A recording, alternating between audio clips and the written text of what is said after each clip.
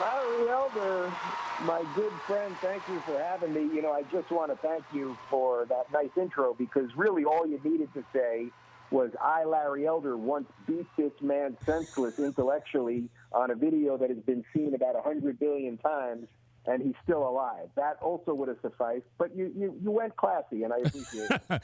Well, Dave, as you know, one of my young friends recommended that I go on your show. You would send me an invitation. I didn't know who you were. I never heard of your show. And I was told how popular you were, especially among young people. And I'm trying to get to these young people before they get tainted by the access of indoctrination.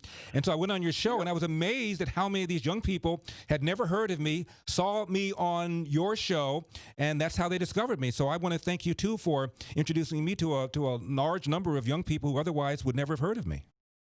Well, listen, that moment that we sat down for the first time, and we should tell everybody this is now about 4 years ago, and I was a self-described and was a lefty. I was a progressive. I was a Bernie supporter, the whole thing.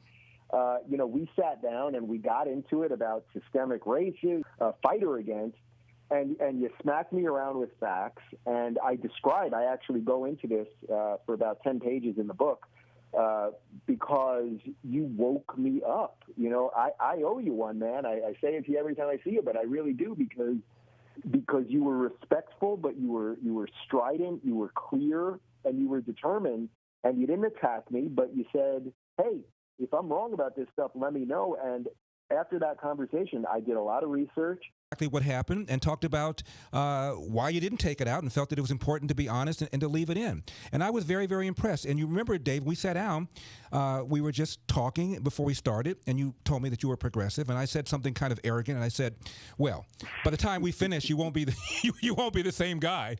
And I said to you, you're not going to tell me anything I haven't heard, not because you're not smart, not because I'm brilliant, but because I'm immersed in the left-wing world. I know every argument, but most people on the left have not ventured into my world and don't understand our points of view. And when I tell them to you, I said, I've got a feeling if you're a sensible person and a fair-minded person, and that's how you came across to me, you're not going to be the same person once we're done with this interview. And you weren't.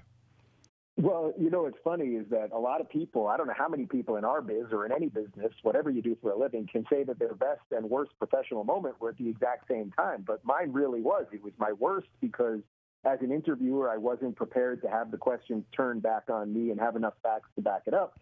But then, as you alluded to, in many ways, it was my best professional moment because we did not air that live. And my guys said to me, the producer said to me, hey, we'll cut that. And I thought, well, if we cut that, then what am I? What am I doing as a job, as a career, if I'm an interviewer? And then when something gets real, when it actually really matters, we just cut it because it makes me look bad. So I'm very proud of that moment. And the funny part now is, Larry, as you know, you and I both live in L.A., and although we haven't seen each other for a while because of this ridiculous lockdown, now when I go out in public, I'm treated the way you are by the progressives. So it's all come full circle. The book is called Don't Burn This Book, Thinking for Yourself in an Age of Unreason. All right, Dave, you've made your journey. My good friend Tom Sowell was once a self-described Marxist. He made his journey. Ronald Reagan was a Democrat. He made his journey. Please explain to me Bernie Sanders. How can you be that old and still embrace ideas that are that stupid? Please explain to me Bernie Sanders. Man, we're going to need a couple hours here, and I'm going to need a therapist and some tequila. But all right, since we don't have that, we'll do it as quickly as possible. I think Bernie is the ultimate example of what a sort of failed old socialist is. Bernie has never created anything. Bernie has never created a job. I am more of a successful small businessman than Bernie has ever been. I have a production company and several employees. You, Larry, have businesses, have created success, have people that work for you and work with you. Bernie has run for president a couple times unsuccessfully. He's never accomplished anything in the Senate, any major piece of legislation.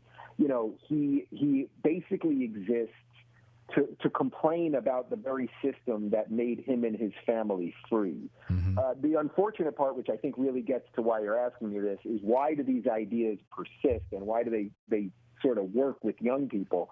And I think the true answer to that is they all sort of sound right if you don't think. If you don't think, well, then yes, free college sounds great. If you don't think, well, then yes, $15 minimum wage sounds great. If you don't think, well, then yes, the welfare state sounds great.